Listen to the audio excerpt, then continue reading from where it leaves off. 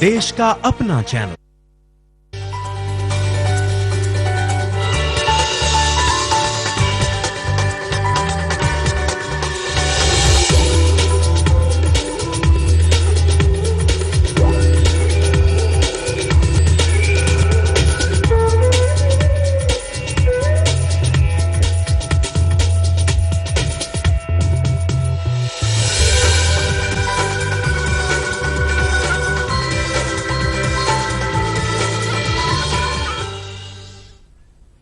नमस्कार, good evening India.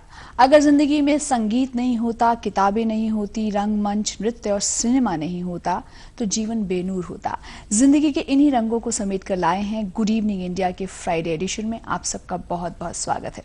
वहीं शहर की सांस्कृतिक हलचलें भी देखेंगे और आपकी मुलाकात करवाएंगे एक ओडिसी नृत्यांगना से।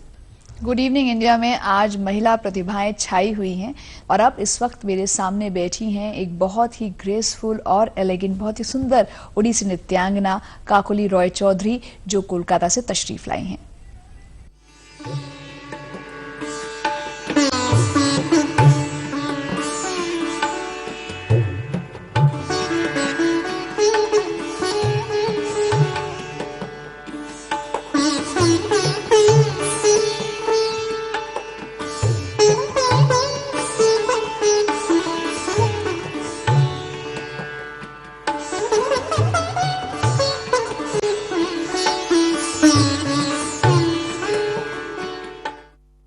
स्वागत कीजिए काकोली रॉय चौधरी का। A very warm welcome. नमस्कार and good evening India. Good evening India. Kakoli, आप जब मेरे सामने बैठी हैं तो बहुत ही ग्रेसफुल लग रही हैं और पता चल रहा है कि आप एक नृत्यांगना से बात कर रहे हैं।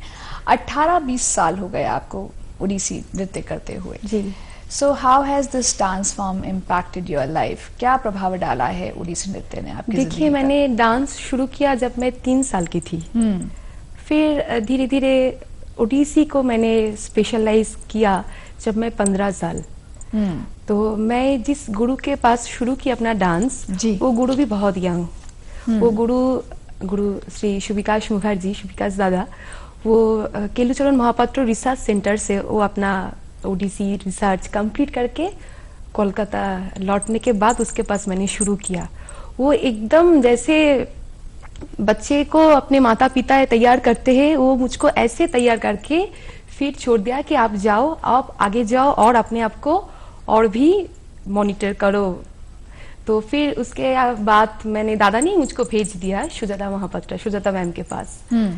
फिर तो अभी तो मैं भुवनेश्वर बालासोर में सुजाता मैम का जो क्लास है, घर जाके अपने आप को तैयार कर रही हूँ। अभी भी तैयार कर रही हूँ। दादा भी है मेरे साथ कलकत्ता में, वो तो हार्ड एंड सोल मुझको तैयार करते हैं। क्या बात है। आपने बताया कि आप 3 साल की थी और तब से आप नृत्य कर रही हैं। हाँ। बहुत छोटी उम्र होती है उसमें, तो आप सेटल हो रहे होते हो, ठीक से बैठ रहे होते हो, अटेंशन स्पैन। काउंटिंग भी ठीक तरह से नहीं आता था। तो मेरे मम्मी ने मुझको भेज दिया कि जाओ, ठीक है चलो। देखो, प्ले स्कूल जैसे तो अभी छा गए, मगर हमारी समय में इतना प्ले स्कूल नहीं था। तो हम लोग डांस के दरिया ही ऐसे काउंटिंग करना सीखे, डांस के दरिया। फिर धीरे धीरे डांस के साथ एकदम एक साथ हो गए। फिर आगे जाके तो एक ना एक रास्ता तो लेना ही है, कौन सी साइड में हम जाएंगे, कथक या भरतनाट्यम या ओडिसी। फिर ओडिसी को हमने चुन लिया। काकोली, आपसे बातचीत हम करते रहेंगे। आपकी स्टेज परफॉर्मेंस की एक झलक है हमारे दर्शकों के लिए।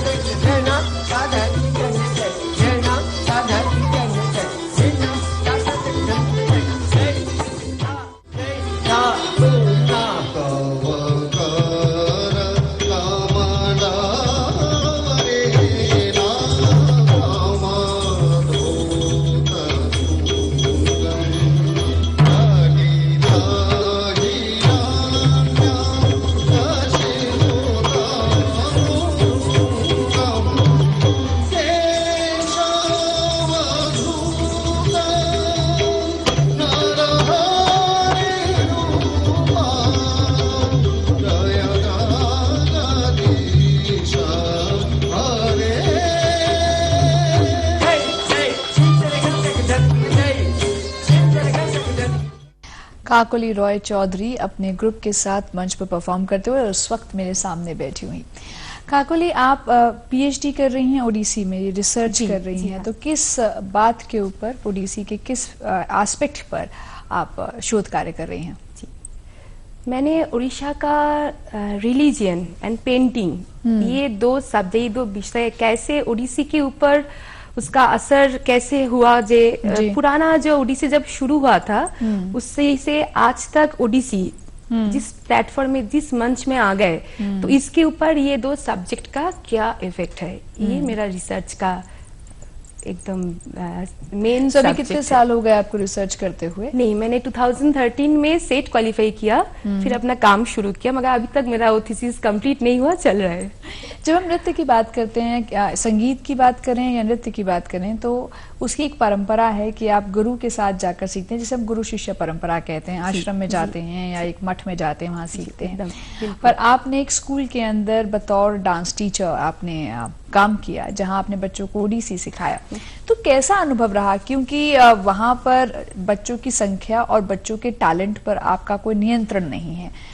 किस तरह का अनुभव है एक स्कूल के माहौल में बच्चों को एक क्लासिकल डांस फॉर्म, ओडिसी जैसी क्लासिकल डांस फॉर्म सिखाना? बाप रे, वो तो बहुत मिक्स्ड अनुभव है क्योंकि अच्छे भी है, मगर इतना प्रेशर आ रहा था मेरे ऊपर कि घर में लौटने के बाद भी मैं मम्मी के ऊपर चिल्ला रही थी, हस्बैंड के ऊपर चिल्ला रही थी, कि लगता था मेरा स्कूल का जो फील्ड है जहाँ पे मैं सिखा रही थी वो मेरे घर में भी आ गए, क्योंकि इतने तरीका का स्टूडेंट्स है, मिक्स्ड अप है। तो कोई क्लासिकल पसंद करते हैं तो कोई बिल्कुल नहीं करते हैं, और डिफरेंट एज का भी वो लोग है, तो सबको कराना ही है। ऐसा ऑर्डर कभी कभी होता है कि 2 दिन के अंदर उसको तैयार कर दो, ये संभव नहीं हो इतना पाता है। मुश्किल हो जाता है, तो करना ही है, कैसे करूँ, ये दोनों का एकदम लड़ाई हो जाता था।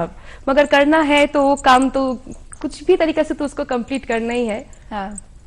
तो होता है एकदम दिन वहाँ भर पर एक इंस्टेंट एक्सपेक्टेशन है कि फटाफट से कोई चीज तैयार हो कोई जाए, चीज भी फटाफट। जबकि अगर हम एक ऐसा होता है कि फर्स्ट पीरियड मॉर्निंग में आया कोई ऑर्डर, ये काम करना है, और नेक्स्ट डे उसको दिखाना है, बीच में रिसेस भी है, एग्जाम भी होता है, बच्चे तो नहीं मिलता है, मगर कुछ भी हो आपको कराना है बस।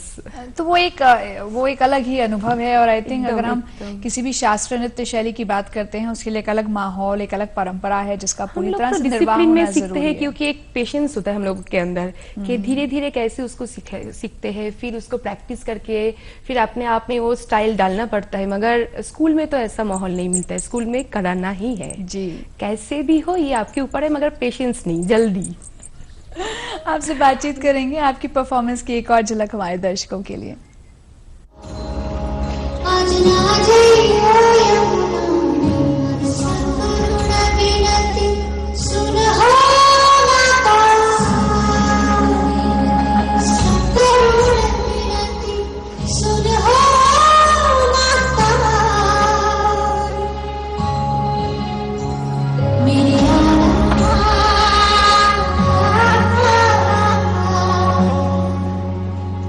आज ना जाइयो यमुना रूपा,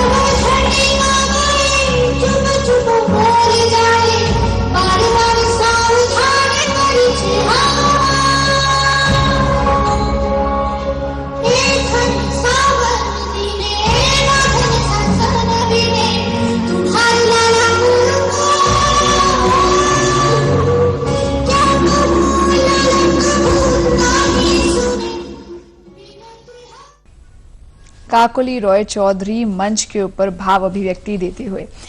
ओडिसी नृत्य शैली को हमने देखा, पर अभी जो आपने परफॉर्मेंस, जो एक ग्रुप परफॉर्मेंस देखा जहां पर आपका अभिनय था, सो इसकी कोई शैली अलग है? ये ओडिसी से अलग थी शैली? यस, इसका शैली अलग है क्योंकि इसका स्टाइल प्रॉपर ओडिसी स्टाइल नहीं है, ये है देवदासी स्टाइल, इसको बोलते हैं महाड़ी। उड़ीसा में देवदासी को महाड़ी बोलते थे जी। तो महाड़ी का भी डांस स्टाइल अलग होता है, ये बहुत पुराना है। उसके बाद ओडिसी का आज का जो फॉर्म है वो महाड़ी से ही आए हैं जी। तो ये जो स्टाइल आपने देखा ये पूरा महाड़ी स्टाइल है। महाड़ी का ड्रेसेस भी अलग होता है, वो हम लोग जो ओडिसी का कॉस्ट्यूम अभी पहनते हैं उससे बहुत अलग है जी। ऑर्नामेंट्स तो एक है, जो टाहिया हम लोग पहनते हैं अभी वो भी एक नहीं है, क्योंकि वो अभी हम लोग जो पहनते हैं वो शोला का है और पहले वो ओरिजिनल फ्लावर से वो बना के वो लोग पहनते थे जी। तो ऐसे स्टाइल ड्रेस का भी और डांस का भी दोनों का स्टाइल बिल्कुल अलग है। जब हम संस्कृति की बात करते हैं तो उसमें खान पान भी है, और जो खास करके जो हमारी लोक कलाएं हैं, जो लोक शैलियां हैं, वो हमारी पूरी संस्कृति, जो हमारा पूरा एसेंस है, उसे बनाती हैं। तो इसीलिए क्या लोक नृत्य जो है, जैसे आपने जैसे महाड़ी का जिक्र किया, और कौन सी ऐसी लोक शैलियां हैं जिसमें आप अभिव्यक्त करती हैं अपने आप को? देखिए लोक शैली से ही आज का जो जितने सारे क्लासिकल डांसेस है सभी लोक शैली से ही आए हुए हैं जी। हर एक स्टेट का हर एक लोक शैली है जहाँ से उस स्टेट का क्लासिकल डांस आए हुए। जी। जैसे मैं उड़ीसा के बारे में ही बोल रही हूँ, जैसे ये महाड़ी एकदम उड़ीसा के शुरू में एकदम जो होता था वो महाड़ी डांस देवदासी जो महाड़ी बोलते थे उन लोगों को। फिर आया कि वैष्णव रिलीजन जब शुरू हुआ तब उन लोगों के बीच में भी ये आया कि लेडीज लोग डांस नहीं कर सकती है। अच्छा। तो उन लोगों का डांस बंद हो चुका था। फिर बीच में क्या हुआ, 14 इयर्स के नीचे जो बॉयज है उन लोगों को गर्ल्स बना के, गर्ल्स का एकदम ड्रेस पहना के उन लोगों को सिखा के फिर मंदिर में भेजते थे। तो उन लोगों को बोलते थे गोटी पुआ। ओके। गोटी पुआ मतलब 14 इयर्स के नीचे जो बालक बालिका बन के जाते थे, नृत्य करते थे। हाँ। तो फिर उसके बाद आया ओडिसी। तो एक जैसे महाड़ी, गोटी पुआ, फिर उड़ीसा का तो बहुत सारा फोक डांसेस है, संबलपुरी है, रायबेशे है, डालखाई, रायबेशनी है, डालखाई है। हाँ। ऐसे बहुत सारा फोक डांसेस है। इसके साथ ओडिसी का कोई जुड़ावत नहीं है। हाँ। पर आप सभी में अपने आप को अभिव्यक्त करती हैं, वो सभी शैलियां में आप परफॉर्म करती हैं जिनका जिक्र भी आपने नहीं किया? सीखना तो हम लोगों को पड़ा पहले, एकदम शुरू में हम लोग थोड़ा थोड़ा करके सभी डांस स्टाइल सीखे। सीखना जरूरी है क्योंकि जानना जरूरी है। जिसका क्लासिकल डांस हम सीख रहे हैं तो उसका लोक शैली भी तो जानना बहुत जरूरी है। हमारा ही संस्कृति है वो। जी बिल्कुल। अब अगर हम डांस की बात करें तो इसी शो में जब मैं अलग अलग नृत्यांगनाओं से, कलाकारों से मिलती हूँ तो सबके पास कोई ना कोई मकसद रहता है कि वो, कुछ आर्टिस्ट ऐसे हैं जो स्वयं अभिव्यक्ति के लिए और अपनी कोई बात कहने के लिए वो नृत्य को अपनाते हैं, और कुछ कलाकार ऐसे हैं जो एक मैसेज देना चाहते हैं, कुछ कन्वे करना चाहते हैं। उनकी जो कोरियोग्राफीज होती हैं वो इस तरह की होती हैं जो किसी न किसी सामाजिक मुद्दे या सरोकार को लेकर होती हैं। सो जब आप नृत्य कर रही हैं, जो आप इस साधना में लगी हुई हैं, सो आपका क्या मकसद है, आपकी क्या इंटेंशन है? मेरा मकसद है, मुझे लगता है ये कि हर एक कलाकार का यही मकसद होना चाहिए, क्योंकि हमारा जो संस्कृति है वो इंद्रधनुष जैसा कलरफुल है। हमारी सेनाएं इतना अपने जान को हथेली में के रख के देश की रक्षा करते हैं। तो हमारा जो कलाकार बने हैं तो हम लोगों का भी ये ड्यूटी फर्ज बनता है कि हमारी संस्कृति जो इतना सुंदर है उसको रक्षा करे। मेरा भी मकसद यही है कि हमारी संस्कृति को आगे लेके जाए, उसकी रक्षा करे। क्या बात है। बातचीत करेंगे आपकी एक परफॉर्मेंस की झलक और हमारे दर्शकों के लिए।